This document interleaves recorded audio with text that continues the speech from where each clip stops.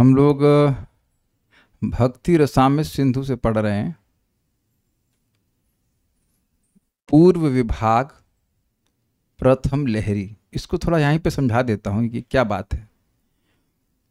सिंधु मतलब ओशन, तो इन्होंने इस पुस्तक को सिंधु नाम दिया है और सिंधु का 4 विभाजन किए हैं।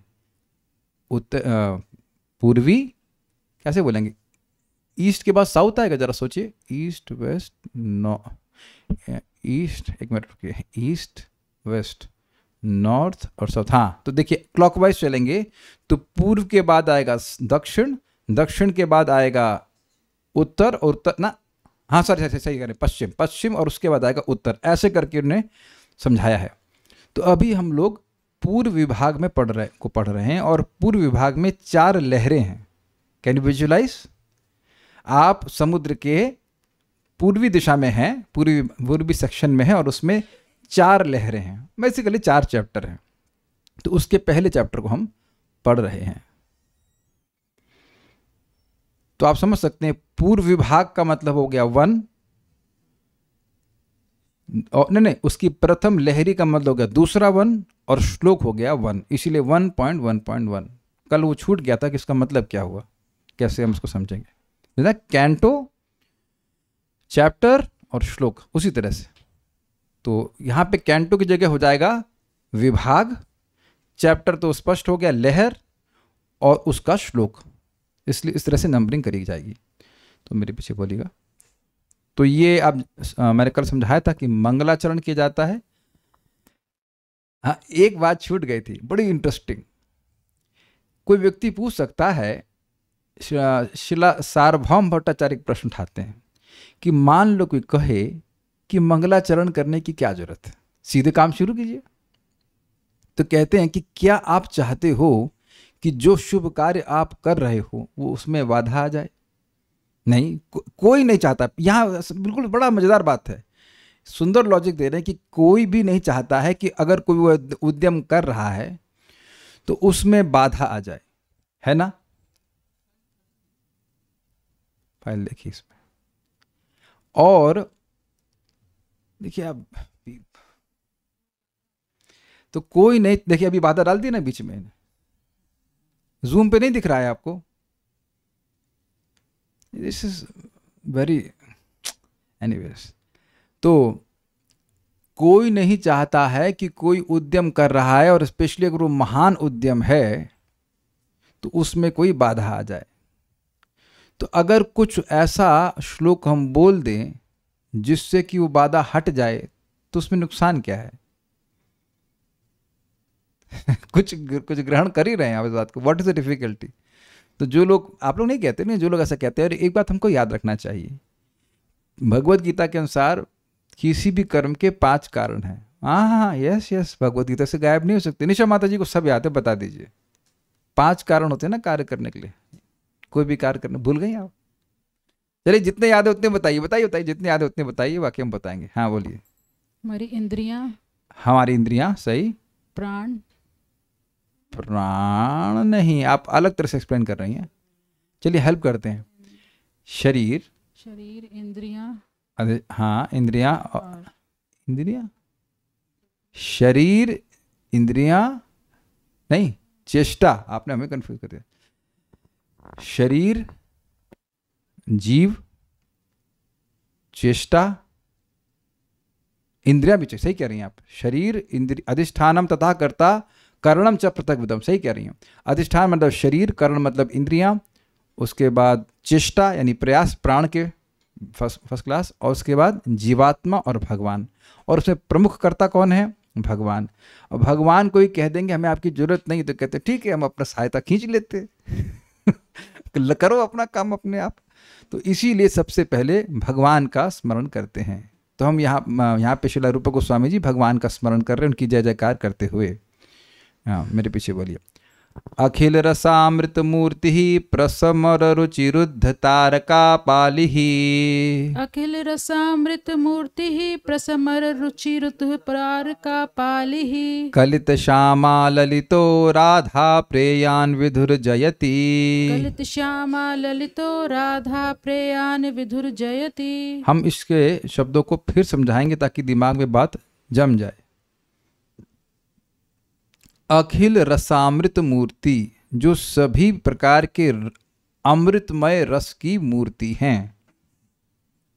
प्रसमर, अपने प्रसमर मतलब जो अपने सौंदर्य से, अब सौंदर्य की रुचि अर्थात कांति से, उसके प्रभाव से रुद्ध तारका पाली, तारका पाली नामक गोपियों को कैप्चर किए हुए। रुद्ध मतलब इनको अपने कब्जे में किए हुए, मीन्स कैप्चर, क्या बोलेंगे हिंदी कैसे आएगी इसकी, क्या था, अवरुद्ध किए हैं, इसका वशीभूत किए हैं, वशीभूत किए हैं। कलित श्यामा ललित, ललिता सखी जानते ही हैं, श्यामा मतलब श्यामा सखी, उनको कलित अर्थात जिन्होंने आत्मसात किया हुआ है, आत्मसात कृत्य अपनाया हुआ है प्रीतिपूर्वक। राधा प्रेयान, श्रीमती राधा रानी के जो अत्यंत प्रिय हैं, उन विधु अर्थात श्री कृष्ण की जय हो। कल चर्चा हुई थी कि विधु कैसे भगवान श्री कृष्ण में ही पर्यवसित होगा, कुछ अर्थ बताए गए थे। अब हम लोग आगे उसके पढ़ते हैं, उसी पॉइंट को हम आगे पढ़ रहे हैं। हम लोग थे ये पेज नंबर 10। असुरों को भी मुक्ति प्रदान करने के कारण इसको समझाया गया था कि भगवान श्री कृष्ण ही ऐसे हैं जिनका एक गुण है हतारी गतिदायक, जिसमें वह जिसको मारते हैं, जिस असुर को मारते हैं उसको भी वैकुंठ की प्राप्ति कराते हैं, या सायुज्य एटलीस्ट मिल जाता है। अपने वैभव के द्वारा सबको अतिक्रमण करके विद्यमान होने के कारण भगवान का वैभव अन्य भगवत स्वरूप से भी अधिक है।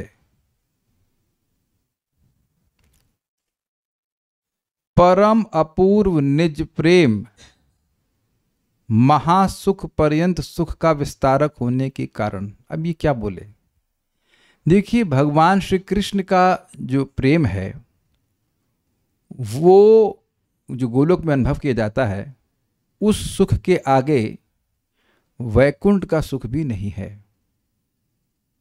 इसका प्रमाण हम लोग अगर बृहत भागवत पढ़ते हैं तो उसमें स्पष्ट है कि वहां पर वैकुंठ के पार्षद बोलते तुम यार यहाँ भी दुखी हो, गोप कुमार वैकुंठ, यार नहीं बोला होगा लेकिन हम लोग हमको आश्चर्यचकित हो गए, तो ये असीमित सुख है वैकुंठ में, तुम यहाँ भी दुखी हो, मुंह लटकाए बैठे हो। गोप कुमार का साख्य भाव है, तो वह वैकुंठ पहुँचते हैं तो प्रारंभ में तुमको बहुत सुख मिलता है, बहुत अधिक सुख मिलता है, लेकिन फिर क्योंकि भगवान जो मदन गोपाल उनके ध्यान के विषय थे उस रूप में भगवान से आदान प्रदान नहीं कर पा रहे, तो वो असंतुष्ट हैं। ऐसा नहीं कि वो उनको सुख नहीं मिला, लेकिन वह सुख जिसकी वो इच्छा कर थी उनकी, वैसा नहीं प्राप्त हुआ। जितनी भगवान से प्रेम की प्रगाढ़ता होती है उतना ही अधिक सुख जीव को मिलता है। ये समझ में आ रहा है? तो हमने पहले ही चर्चा कर चुके हैं। अब देखिए माधुर्य कदमनी का डिस्कशन क्लियर हो रहा होगा कि वैकुंठ में प्रेम करते हैं भक्त, लेकिन क्योंकि उनकी ये अवेयरनेस है कि ये भगवान है, इसलिए प्रेम में कुछ शिथिलता आ जाती है। ये तो सबको समझ में आ रहा है। ये अच्छा एक बात बताइए, अपने जीवन में देखिए कि क्या आप कुछ इंटीमेसी भी चाहते हैं, या हमेशा फॉर्मल रिलेशनशिप ही चाहते हैं? कुछ मेरी भाषा समझ में आ गई?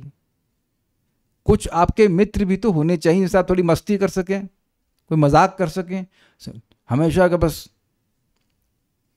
दंडवत, कभी कभी दंडवत से बोर हो जाते। एक दिन तो हमको बड़ा बोरिंग लगा, ये दंडवत का प्रोसीजर क्यों लगा रखा है। Know sometimes I feel very uncomfortable in the sense कि हम खड़े हुए किसी बात कर रहे, कोई दंडवत कर दिया। हमने कहा और सीनियर होते जाएंगे तो और समस्या हो जाएगी।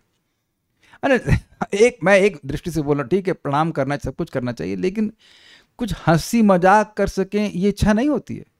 और ये मैं ऐसे अपने मन से नहीं कह रहा हूँ, चैतन्य चरितामृत में स्पष्ट भगवान श्री कृष्ण कहते हैं कि वैदिक भक्ति से वैकुंठ की प्राप्ति होती है, लेकिन वैदिक भक्ति मुझको वैसे संतुष्ट नहीं करती जैसे कि राग मार्ग की भक्ति करती है। उन्होंने स्पष्ट कह रहे हैं, जब माता मोरे पुत्र भाव करे ना पालन, हाँ वो बोलते माता मुझे पुत्र के भाव में इस प्रकार से पालन करती हैं वो, या फिर गोपियां गाली देती हैं, तो कृष्ण को बहुत सुख मिलता है। उतना सुख जब वेद स्तुति करते हैं तब भी नहीं मिलता है। तो ये बता रहे हैं कि भगवान विशेष प्रेम देने वाले हैं और उस प्रेम से विशेष सुख देने वाले, तो इससे उनका अन्य भगवत स्वरूपों से उत्कर्ष स्थापित हो गया कि नहीं हो गया? क्लियर हो गया? तुंग विद्या माता जी हाथ क्यों खड़ा की हुई? आवाज नहीं आ रही क्या, या पीटी कर रही हैं? आज कुछ ज्यादा परेशानी आ रही है बीच में, क्या बात है? एवं स्वयं भगवान होने के कारण, स्वयं भगवान तो आप समझ रहे हैं, स्वयं भगवान का मतलब है अनन्य सिद्ध स्वरूप। जैसे आप जानते हैं कि भगवान महाविष्णु क्षीरोदकशय विष्णु के विस्तारित हुए हैं गर्भोदकशय विष्णु से, गर्भोदकशय विष्णु महाविष्णु से, ऐसे करके आप पीछे जा सकते हैं तो बलराम जी तक पहुंचेंगे। और बलराम जी विस्तारित हुए हैं, या कह लीजिए विस्तार हैं भगवान कृष्ण से। अब कृष्ण किसके विस्तार हैं? अब तो इजी हो गया, समझ में आ गया। तो इस प्रकार से भगवान का उत्कर्ष सभी विष्णु स्वरूपों से है। ठीक। एवं स्वयं भगवान होने के कारण श्री कृष्ण में ही विदु शब्द का पर्यवसान होता है। क्यों होता है? क्योंकि विदु शब्द का अर्थ था सभी का अतिक्रमण करने वाला। याद है आपको, भी हमने कल पढ़ाया था, सर्वम अतिक्रामति, जो सभी का अतिक्रमण कर, अतिक्रमण मीन्स क्रॉसिंग द बाउंड्री, वो हायर है उससे। तो उस अर्थ में अन्य विष्णु स्वरूप भी असुरों को मारते हैं, लेकिन वह वैकुंठ प्रदान नहीं करते। और ये सब इस भक्ति समय सिंधु ग्रंथ में एक पूरे कई कुछ चैप्टर्स हैं, 64 क्वालिटीज ऑफ कृष्णा। अभी तो नहीं, आगे जाके आएगा। अरे मजा आ जाएगा, मजा आ जाएगा पढ़ करके। तो ऐसी बातें आपको मिलेंगी सुनने को, आपने कभी सुनी भी नहीं है। तो ये भगवान का एक विशेष गुण है। क्या शब्द है? कौन सा गुण है? हतारी गति दायक। जरा जूम वाले भी कुछ बोलिए। हतारी गति दायक, हत प्लस अरि, जो अपने शत्रु को मारकर उसको परम गति प्रदान करते हैं। ऐसा भगवान विष्णु नहीं करते। क्या कर नहीं सकते? नहीं, कर सकते लेकिन करते नहीं है। वही कृष्ण है लेकिन करते नहीं उस तरह से। तो ये भगवान श्री कृष्ण के स्वरूप की विशेषता है। बाकी बातें तो स्पष्ट हो गया। अब ये जो बातें आपने यहाँ पढ़ी हैं, इनके प्रमाण श्रीमद् भागवतम से दिए जाएंगे। अभी थोड़ा और पढ़ूंगा, उसके बाद आएंगे। इसलिए उनके नाम अमरकोश जैसे ग्रंथों में विशेष रूप से प्रमुखता से वर्णित किए गए हैं। जैसे कि वाक्य है वसुदेव अस्य जनकः, अर्थात इनके पिता वासुदेव हैं। स्पेलिंग मिस्टेक है यहाँ पे, वसुदेव होना चाहिए। ठीक है। नोट, अमरकोश में विष्णु के कई नामों की सूची दी गई है, परंतु उनमें से कई विशेष रूप से श्री कृष्ण को सूचित करते हैं। विदु शब्द के ये सभी अर्थ जयति शब्द के अर्थ के द्वारा स्पष्ट हुए। कैसे? देखिए, जयति का अर्थ है सब प्रकार से उत्कर्ष का अर्थ यही। मतलब जयति मतलब जिनकी हर जगह जय हो रही है, और विदु मतलब जो सभी का अतिक्रमण किया हुआ है, जो सबसे हाईएस्ट है। तो जो सबसे हाईएस्ट है उसी की तो सभी जगह जय हो रही होगी। विधुर जयति, विधु की जय होती है। मान लीजिए मैं कहूं कि एक क्रिकेट की टीम है, वो उसकी हमेशा जय होती है, तो उस क्रिकेट की टीम की सर्वश्रेष्ठता सूचित हो रही है कि नहीं हो रही है? कि कोई किसी से हारती ही नहीं है। तो विदु शब्द है, विदु शब्द का अर्थ था सर्वम अतिक्रामति, जो सभी का अतिक्रमण करते हैं। उनसे बड़ा कोई नहीं है, उनसे श्रेष्ठ कोई नहीं है। तो अब वो उनसे कोई श्रेष्ठ नहीं है, तभी तो उनकी जय हमेशा हो रही है ना। भूतकाल वर्तमान भविष्य हर समय, इस समय भी भगवान श्री कृष्ण ही श्रेष्ठ हैं, उनसे श्रेष्ठ कोई नहीं है। तो इसलिए कह रहे हैं जयति शब्द से विदु शब्द क्लियर हो रहा है। विदु शब्द का अर्थ क्या ग्रहण कर रहे हैं? सर्वम अतिक्रामति, जो सभी का अतिक्रमण करते हैं। जो अतिक्रमण मतलब हायर देन एनीवन। तो जब सभी का अतिक्रमण कर रहे हैं तभी उनकी जय हर जगह होगी। कुछ पूछना चाहते हैं, पूछ लीजिए। हरे कृष्ण प्रभु जी। प्रभु जी, जयति शब्द तो मतलब भगवान विष्णु के अगर अप्लाई करें तो फिर अब एक प्रश्न है कि भगवान विष्णु पर अगर अप्लाई करें तो आपको याद होगा कल बताए थे ना कि गोपियां भगवान नारायण का दर्शन करती हैं, तो वहां तो नारायण भगवान को आकर्षित नहीं कर पाए, तो उनकी हार हुई कि विजय हुई? उत्तर स्पष्ट है कि गोपियों के मन को नहीं खींच पाए, तो वहां तो हार हो गई ना। हार भाई, वो भगवान विष्णु और कृष्ण में भेद नहीं है तत्वतः, लेकिन रस की दृष्टि से उत्कृष्टता है। देखिए, उत्कृष्टता हर तरह से जांची जाएगी, चाहे वो रस हो चाहे तत्व हो। चलो, तत्व में भगवान श्री कृष्ण और विष्णु एक ही रूप में, ठीक है, लेकिन रस की दृष्टि से तो आप जानते हैं, अगर आप भक्ति समय सिंधु पहले पढ़े हैं, तो 5 भगवान की विशेषता है। लेफ्ट हैंड है, इसे थोड़ा चोट लगे, कोई बात नहीं। 5 विशेषता हैं, क्या बताइए, जल्दी से बताओ। 5 है कि 4 है? सॉरी, आई एम सॉरी, 4 है, गलत हो गया।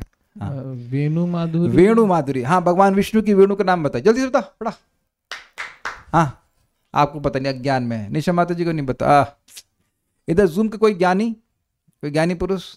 तो भगवान विष्णु तो वेणु बजाते ही नहीं बजाते हैं, ठीक है। लीला माधुरी तो स्पष्ट है, वेणु माधुरी, लीला माधुरी। अरे हाथ क्यों खड़ा कर रहे तुम विद्या भाई, हमको गुस्सा मत दिलाओ। What is the point? सुनाई नहीं पड़ रहा क्या आपको? क्या करना चाहती है? चैट तो ऑन है।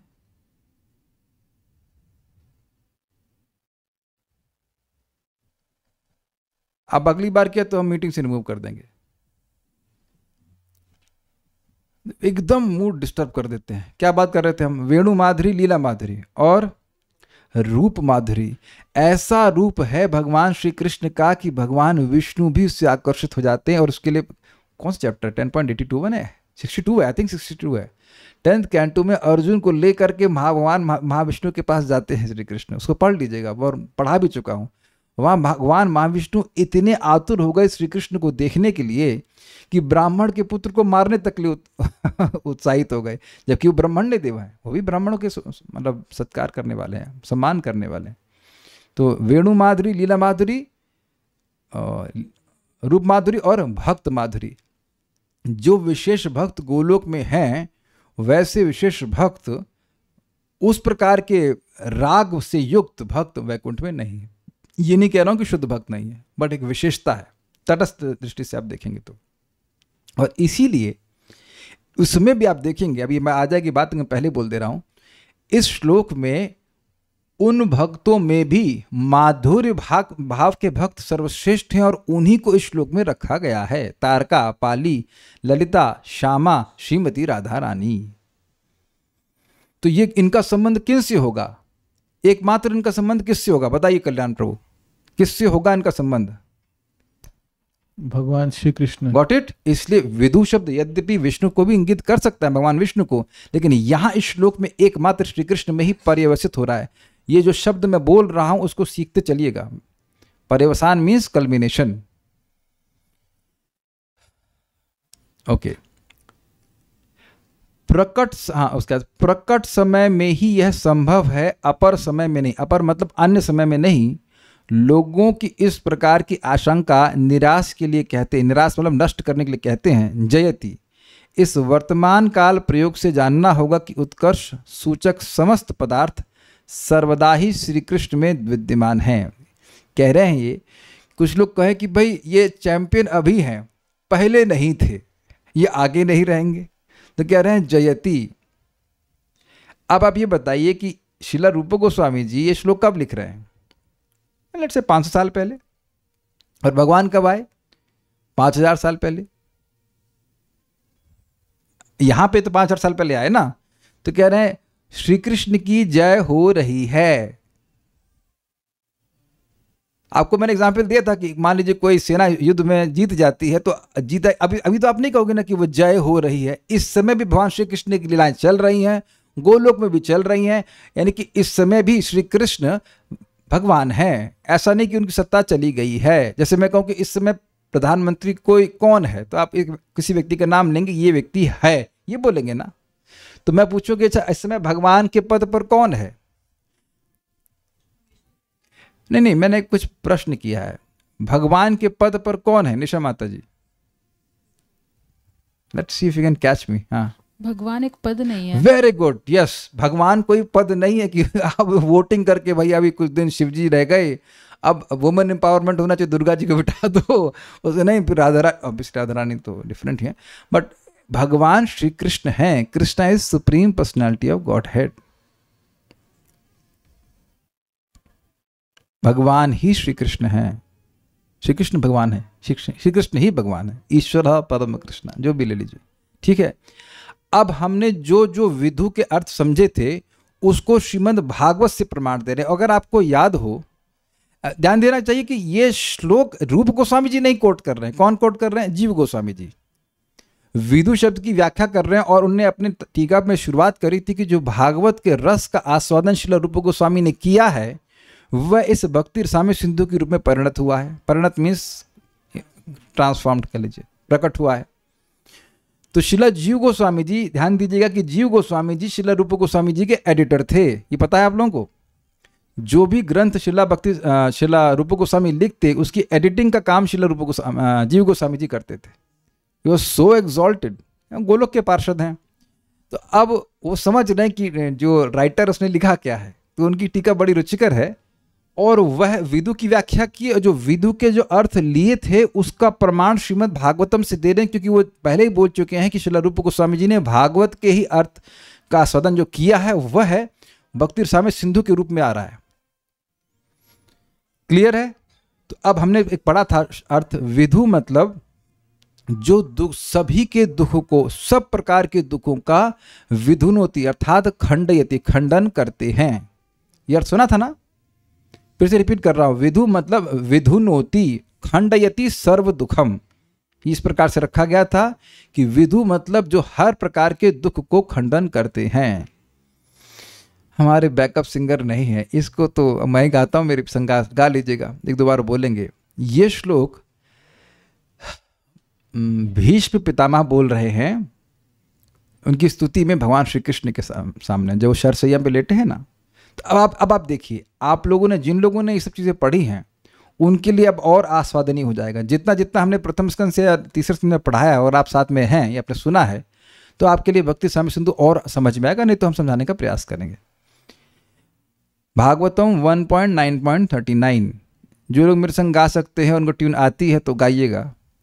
विजय रथ कुटुंब आततोत्रे धृत हयरश्मिनि तच्छ्रये क्षणीये भगवती रतिरस्तु मे मुमूर्षो यमिह निरीक्ष हतागतः स्वरूपम। थोड़ा स्पेलिंग मिस्टेक है, स्वरूपम होना चाहिए। फिर से गाते हैं एक बार। विजय रथ कुटुंब आततोत्रे धृत हयरश्मिनि तच्छ्रये क्षणीये भगवती रतिरस्तु मे मुमूर्षो यमिह निरीक्ष हतागतः स्वरूपम। फोकस क्या करना है श्लोक में? हता गतः स्वरूपम, यमिह निरीक्ष हतागतः स्वरूपम। जिन्होंने भी भगवान को महाभारत के युद्ध में देखा और वह शरीर छोड़े, वो सभी के सभी अपने स्वरूप को प्राप्त कर गए।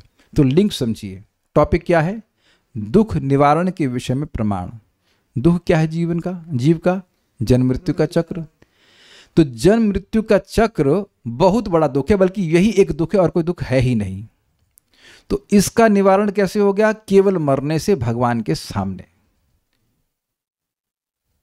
यह भी नहीं कह रहे कि भक्ति भाव से भगवान के विरुद्ध लड़ रहा है, हो सकता है वो अर्जुन पे ही बाण चला रहा हो, लेकिन अब भगवान ऐसी व्यवस्था किए थे महाभारत में कि कोई भी कहीं भी मरता था उसे भगवान के दर्शन प्राप्त होते थे।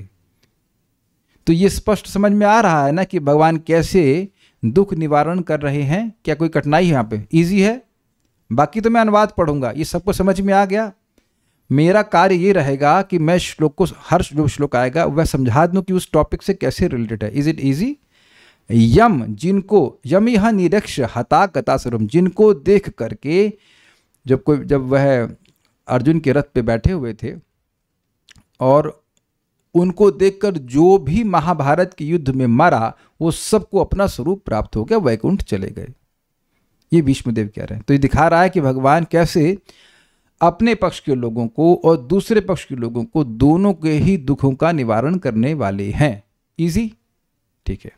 अर्जुन के रथ की रक्षा में सावधान, जिन श्री कृष्ण के बाएं हाथ में घोड़ों की रास थी और दाहिने हाथ में चाबुक, इन दोनों की शोभा से उस समय उनकी अपूर्व छवि बन गई थी, तथा महाभारत युद्ध में मरने वाले वीर जिनकी इस छवि का दर्शन करते रहने के कारण सारूप्य मोक्ष को प्राप्त किए थे, उन्हीं पार्थ सारथी भगवान श्री कृष्ण में मुझ मरणासन की परम प्रीति हो।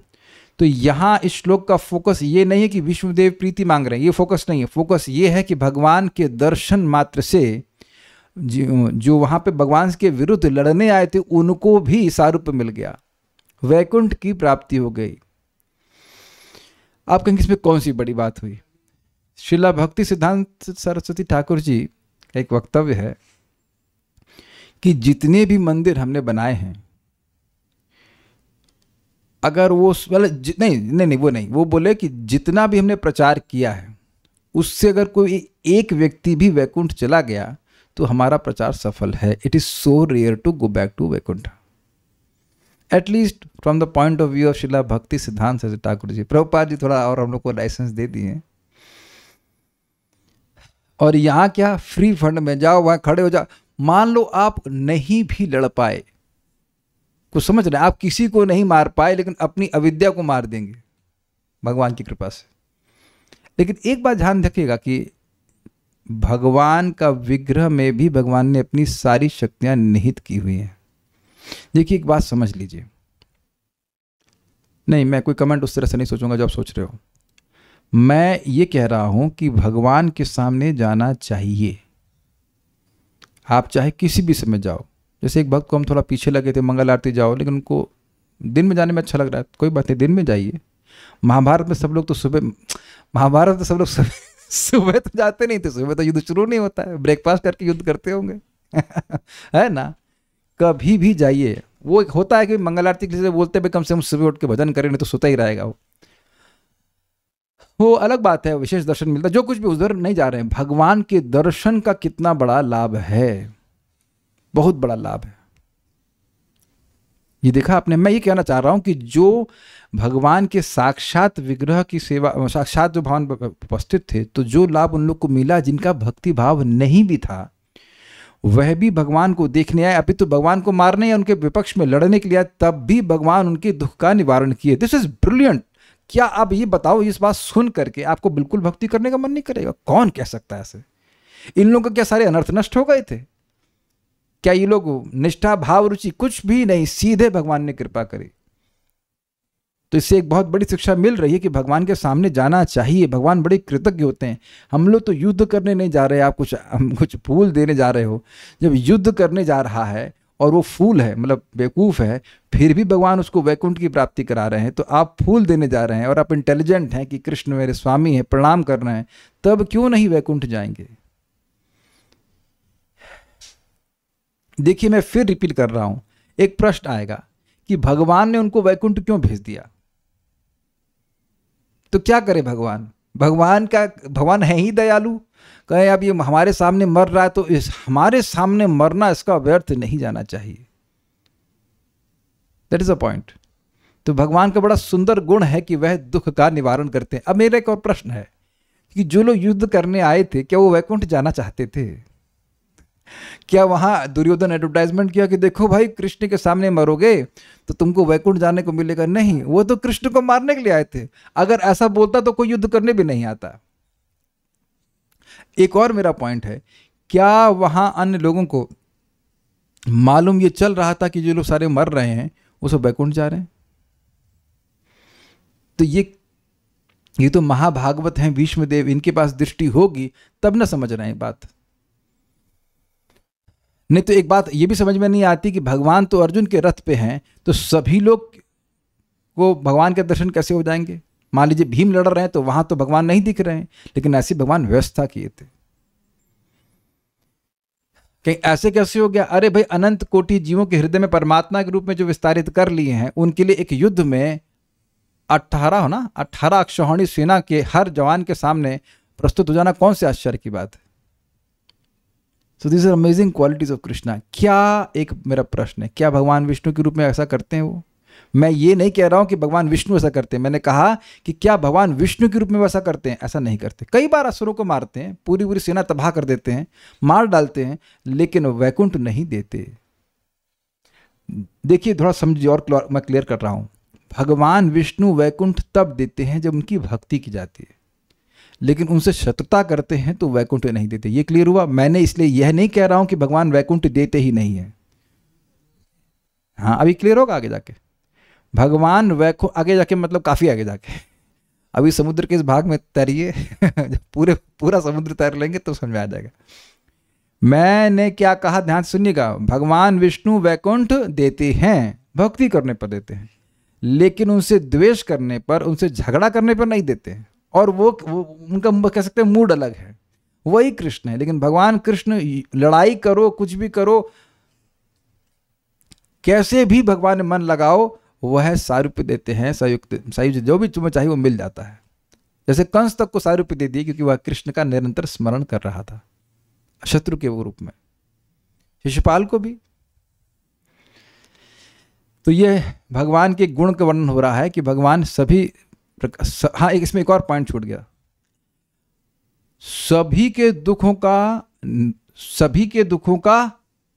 के सभी प्रकार के दुखों का निवारण करते हैं। मतलब भगवान के लिए कोई द्वेष नहीं है, किसी से द्वेष नहीं करते, सभी के दुख को दूर करने की इच्छा रखते हैं। क्लियर? ओके। एक और छूट देखो, भगवान के गुण ऐसे हैं, छूट जाती है कोई बात, केवल इच्छा ही नहीं रखते हैं, करते भी हैं। ठीक है, ये बात है। सभी का अतिक्रमण करने के संबंध में प्रमाण। सभी का अतिक्रमण करने का मतलब है कि सबसे श्रेष्ठ हैं, उनसे श्रेष्ठ कोई नहीं, वो सबका अतिक्रमण किए हुए, इस ओवर पावरिंग एवरीवन। भागवत 3.2.21 इसको हम लोग पढ़ चुके हैं और काफ़ी सारी टीकाएं भी थी। आप लोग इंटरेस्टेड होंगे तो वहाँ उनको देख लीजिएगा। इसको बोल पाएंगे आप? मेरे पीछे देखिए प्रयास। नहीं? ओके, आप बोल पाएंगे? मुश्किल है, कोई बात नहीं, ठीक है, तो हम ही बोल लेते हैं। स्वयं तु साम्यातिशयस्त्रधीशः स्वराज्य लक्ष्म्याप्त समस्त कामः बलिम हरद्भिश्चिरलोकपालै किरीटकोट्यडित पादपीठ। एक बार और बोलेंगे। स्वयं तो साम्यातिशयस्त्रधीशः स्वराज्य लक्ष्म्याप्त समस्त कामः बलिम हरद्भिश्चिरलोकपालै किरीटकोट्यडित पादपीठ। श्री कृष्ण स्वयं भगवान हैं, वे तीनों शक्तियों के अधीश्वर हैं, उनके समान भी कोई नहीं है, उनसे बढ़कर तो कौन होगा। वे अपने स्वतः सिद्ध परमानंद स्वरूप ऐश्वर्य से ही सर्वदा पूर्ण काम है। इंद्रादि असंख्य लोकपालगण नाना प्रकार के भेंट प्रवृत्ति मतलब होता है स्टार्ट होकर के समर्पण पूर्वक करोड़ों करोड़ों मुकुटों के अग्रभाग से उनके चरण रखने की चौकी की स्तुति किया करते हैं। इसको समझ लगते हैं श्री कृष्ण स्वयं भगवान है, बस इतनी बात समझ लीजिए, या उनके समान भी कोई नहीं है। स्वयं तो साम्यात, उनके समान कोई भी नहीं है। ये बात बोल दी बस श्लोक से, भागवत से।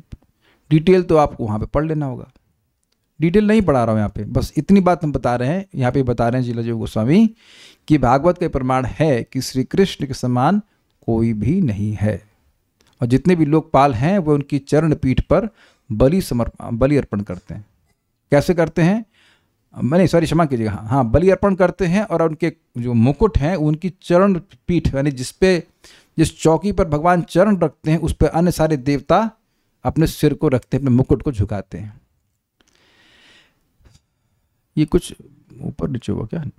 ये नीचे आना चाहिए। भागवत 9.24.65 सबसे अधिक सुख देने के संबंध में प्रमाण बहुत सुंदर है। यस्याननं मकर कुंडल चारु कर्णा भ्राजत कपोल सुभगम सविलास हासम नित्योत्सवम न तृप्तत्रुपु दृश्यभि पिबन्त्यो नार्यो नराश्च मुदिता कुपिता निमेश्चा। ये मजेदार है। भगवान के मकराकृति कुंडल से, यानी कि मछली के आकार वाले कुंडल से शोभित मनोहर कर्ण युगल यानी दोनों कान एवं उसके द्वारा दीप्यमान कपोल द्वय यानी उसकी चमक से जो भगवान के गाल चमक रहे हैं, ऐसे सुंदर लगते थे जैसे कि उनके विलास एवं हास्य युक्त मुखमंडल में नित्य उत्सव हो रहा हो। मतलब वो गाल ऐसे सुंदर लग रहे हैं कि मान लो उनका मुख पे कोई उत्सव बन रहा हो, मन रहा हो। सभी नर नारी आनंद पूर्वक नेत्रों से उनके वदन मंडल की यानी मुख मंडल की इस माधुरी का निरंतर पान करते रहने पर भी तृप्त नहीं होते, किंतु पलकें गिरने से उनके गिराने वाले निमि पर कुपित होते। तो अब कुछ लिंक समझ पा रहे हैं? इतना सुख मिल रहा है भगवान को देखने से कि जो निमि महाराज हैं, जो हमारी आंखों पे, क्षमा कीजिएगा, पलकों पे हैं, उनको गाली दे रहे हैं। कभी आपके संग ऐसा कुछ हुआ है कि आप कुछ पढ़ रहे हैं या कुछ मान लो कुछ खा रहे हैं, मतलब कुछ सुख मिल रहा है, कोई आकर के थोड़ा भी बोलता है तो बड़ा क्रोध आता है। अभी आप क्लास में देख रहे हो, मैं बड़े मनोयोग से पढ़ा रहा हूँ और कोई हैंड रेस कर दे, कुछ कर दे, तो हम बड़े गुस्सा आ जाता है उसने। मुझे याद है कि परम पूज्य वृंदावन चंद्र महाराज प्रवचन दिए, तो महाराज कुछ बात कर रहे थे गोलोक की एस्पिरेशन की, और हम आके कुछ आउट ऑफ द टॉपिक पूछ लिए, तो महाराज कितना डांट लगाए थे। उस एकदम उठ के चल दी और अगले दिन हमको क्लास में खड़ा करके डांट धो दिया बिल्कुल। तो इतना डांट लगाया। भक्त बता रहे थे कि पूरा दिन महाराज गुस्से थे। बाद में उन्होंने महाराज से क्षमा मांगा तो महाराज बोले फांसी नहीं दूंगा, हंसने लग गए महाराज। लेकिन उसका अब मुझे बाद में समझ में आया उसका मतलब क्या है भाई। फिर महाराज वहाँ पे क्लास में भी समझा रहे थे कि कोई विषय है, बात सोच करके वक्ता मन में प्रसन्नता हो रही है, उसको वहाँ से खींच करके कुछ और पूछ ले जाता है तो उसका मन कहीं और चला जाता है। हम लोग तो ऐसा उतना अनुभव नहीं करते हैं, लेकिन जो महान भक्त हैं ऐसा अनुभव करते हैं। तो यहाँ ये जो भक्त हैं, नर नारी जो भी हैं, वो भगवान को देखकर उनकी आंखों में इतना सुख मिल रहा है, इतना सुख मिल रहा है कि आंखें ब्लिंक हो रही हैं। तो वो निमि महाराज को मतलब कोस रहे हैं, कुपित हो रहे हैं कि यह काहे को है। यहाँ ब्रह्मा जी को नहीं बोल रहे हैं, निमि को बोल रहे हैं। ब्रह्मा निमि लिखा है, हाँ निमेश लिखा तो है, बता ब्रह्मा जी को भी गाली दे उसको जड़ उदीक्षताम पक्ष्मकृत दृशाम ऐसे करके है। गोपी गीत में भी इसी, हाँ आपने अच्छा दे रहा दिया, गोपी गीत में भी इसी प्रकार से गोपियाँ कहने इसको इंजीनियर को बड़ा खराब इंजीनियर है। महाराज बोलते हैं किसी श्लोक को कोट करके, हमको नहीं पता, परम पूज्य राधा गोविंद महाराज कहते हैं गोपियों का एक दिक्कत है, एक कंप्लेन है। क्या कंप्लेन है? इंद्र को 1000 आँख दी हैं और वो है कामी वो है अप्सराओं को देखता है, और हम कृष्ण को देखना चाहते हैं, उसमें हमको 2 आँख दी हैं, 2 आँख फिट किया, उसमें भी पलक लगा दिया है। इसको बिल्कुल सृष्टि करना नहीं आता है। आप इन्हीं शिला रूप गोस्वामी जी का ही वक्तव्य जानते हैं कि मैं जीव से कृष्ण का नाम बोल रहा हूं, तो अब मैं चाहता हूं कि मेरे करोड़ों करोड़ों जीव हों और अरबों अरबों कान हों। तो आप समझ सकते हैं कि अगर व्यक्ति निरपराधिक भक्ति की अवस्था को पहुंचता है तो वह भगवान के ऐसे सुख का अनुभव कर सकता है जो भगवान से प्रकट हो रहा है। अब आप ये बता दीजिए, एक व्यक्ति हमको वोट दे कि ये सब सुन करके भक्ति में प्रगति करने का मन नहीं करता, एक भी व्यक्ति हमको वोट दे दे यहाँ पे कि इस भक्ति साम्य सिंधु की इस बात को सुन करके मन में स्पृहा ना आती हो कि काश हमको भी भगवान के को देख करके ऐसी प्रसन्नता का अनुभव, हमारी भक्ति ऐसे बढ़ जाए, तो कुछ लाभ अनुभव कर रहे हैं। और उसके लिए अगर आपको जप करना हो, प्रसाद खाना हो, भगवान को प्रणाम आदि करना हो, तो कुछ लोभ से करेंगे कि नहीं करेंगे, या केवल बस जगत के भय से ही भक्ति करते रहेंगे? क्यों भाई? किसी व्यक्ति में भी लोभ नहीं आ रहा कि अरे इन लोगों को इतना मजा आ रहा है, हम लोग ऐसे पड़े हुए हैं दुनिया की फालतू चीज देख रहे हैं। और कभी ऐसा एक्सपीरियंस भौतिक चीज को देखकर हुआ है किसी को? नहीं हो सकता है, वो एकदम निकृष्ट है, ऐसा हो ही नहीं सकता। पूरा आंखें गड़ा करके देखने को दिया जाए, थोड़ी देर बाद ना यार बस हो गया, अब और नहीं। तो ये दिखा रहा है कि भगवान अतिशय सुख देने वाले हैं। क्लियर हो गया? इजी? ठीक है, देखते हैं इस संबंध में और भी श्लोक हैं। भागवत 10.29.40 ये उसी पॉइंट को बढ़ा एविडेंस दे रहे हैं कि भगवान सुख देने वाले हैं। कास्त्रंगते कलपदामृत वेणु गीता सम्मोहितार्य चरिता न चले त्रिलोक्याम त्रैलोक्य सौभगमिदं च निरीक्ष रूपम यद गोद्विजद्रुम मृगाः पुलकान्यभिभ्रन। कृष्ण, तीनों लोकों में ऐसी कौन सी स्त्री है जो सुमधुर पद और दीर्घ मूर्छनाओं से युक्त तुम्हारे वेणु गीत से सम्मोहित होकर तथा इस त्रिलोक सुंदर रूप जिसे देखकर गो मतलब गाय, पक्षी, वृक्ष, हरिण अथवा पशु भी पुलकित हो जाते हैं, उसे अपने नेत्रों से निहार कर आर्य मर्यादा यानी निज धर्म से विचलित ना हो जाए। आपने क्या क्या चीज़ देखी कि भगवान का जो वेणु गीत है, मतलब वेणु का नाद है, वह न सिर्फ स्त्रियों को आकर्षण कर रहा है बल्कि जड़ चेतन नहीं, चराचर सभी को आकर्षित कर रहा है, गाय को भी। और अगर आपको लग रहा है कि बहुत सामान्य बात है, तो कोई बहुत सुंदर साउंड सिस्टम हो लगाना गाय के पास, देखना क्या बोलती है, कुछ समझ पाएगी क्या? जो हम म्यूजिक सुनते हैं उससे गाय को कोई आकर्षण होने वाला है? कभी हुआ है कोई गाय डांस कर रही हो? एक बार हम लोग गौशाला में कीर्तन कर रहे थे, जहाँ पे भी गाय घूमती हैं, तो गाय ऐसे अपने से उछल रही होंगी, तो एक भक्त बोली, प्रभु जी आपका कीर्तन सुनकर गाय नाच रही है। मैंने कहा आपका दिमाग खराब है। गाय को समझ में आ रहा है हमारा कीर्तन? कुछ अच्छी वाली मतलब सराहना करो, से फर्जी वाली मत करो ना, ठीक है। लेकिन भगवान का जो वेणुनाद है वो सबको आकर्षित करता है। जो बछड़े हैं उनके कान ऐसे खड़े हो जाते हैं, आपने देखा हो कभी कभी खड़ा करते हैं और कान खड़े होकर वो सुनते हैं, और उनके जो मुख मतलब माँ के, उनके जो गाय के स्तन में मुख लगा हुआ है, वो दूध आ रहा है उनके मुख में, वो दूध बह रहा है, वो पीना भूल जाते हैं। बड़ा सुंदर भगवान की वेणु का प्रभाव है, वेणु के नाद का प्रभाव है कि जो चलायमान वस्तुएं हैं वो स्थिर हो जाती हैं, और जो स्थिर वस्तुएं हैं वो चलने लगती हैं। मतलब पत्थर जो स्थिर है वो पिघल जाते हैं, और यमुना जी जो चलने वाली है वो स्थिर हो जाती है।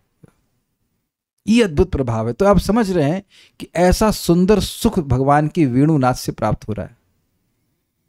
तो आप कह रहे हैं कि जब यह सब इतना प्रभावित हो रहे हैं, तो ऐसी कौन सी स्त्री होगी जो आर्य मर्यादा से विचलित ना हो जाए? इसका क्या मतलब है? इसका मतलब है, देखो भाई, कोई भी स्त्री को केवल अपने पति में मन रखना चाहिए। तो यहाँ जो बोला जा रहा है, गोपियाँ ही बोल रही होंगी जहाँ तक मैं समझ रहा हूँ, है ना, गोपियाँ ही बोल रही हैं कि जब सभी लोग आकर्षित हो रहे हैं, सभी को इतना सुख मिल रहा है, तो कोई स्त्री आप में मन उसका आ जाए, ऐसा आप पर उसका मन ना आए, ऐसा कैसे हो सकता है? इतने आकर्षक आप हो। समझ रहे हैं बात?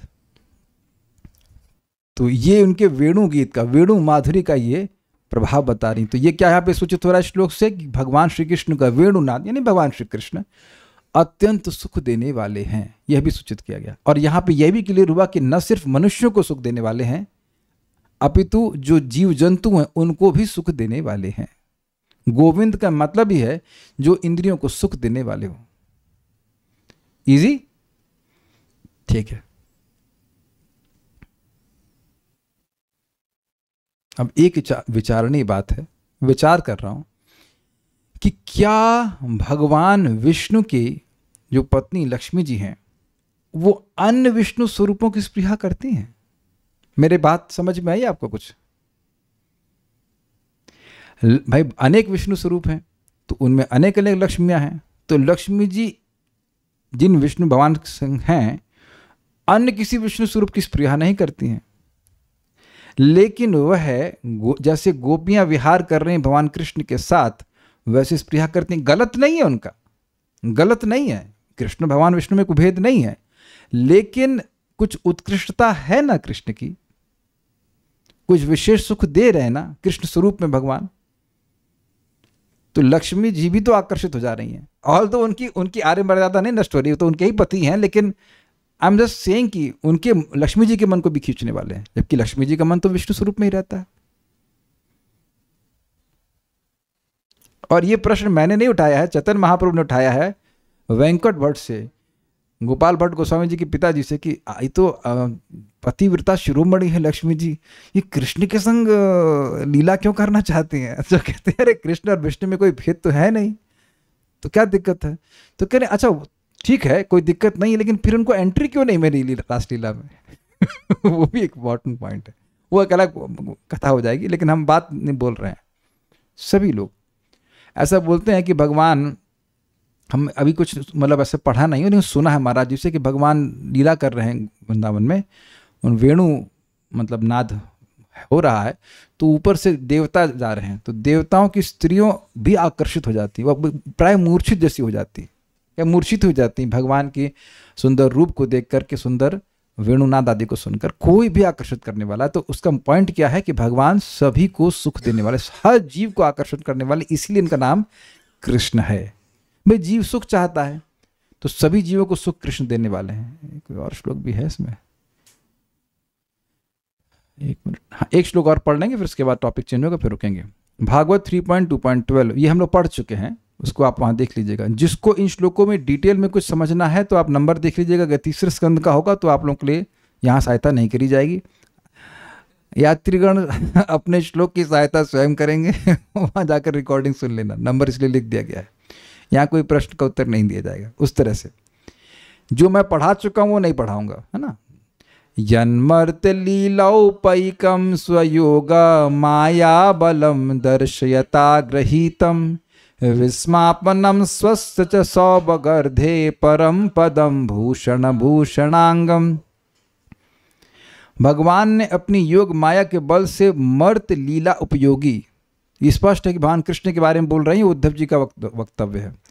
मर्त लीला मतलब जो मर्त्यों की अनुकरण करे वैसी लीला के उपयोगी जो विग्रह प्रकट किया था अर्थात भगवान श्री कृष्ण का, वह इतना मनोहर था कि उससे स्वयं वैकुंठ स्थित श्री नारायण को भी विस्मय हो जाता था।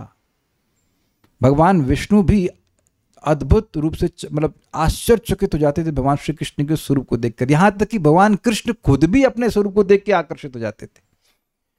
द्वारका में एक स्फटिक मणि, मतलब एक मान लीजिए मिरर कह लीजिए, मिरर नहीं है लेकिन मणि, इसमें अपना रिफ्लेक्शन दिखाई पड़ता है, तो उसमें अपने को ही देखकर करें ये कौन है, इतना सुंदर है, ऐसा कौन है जिसको मैं आलिंगन करना चाहता हूं।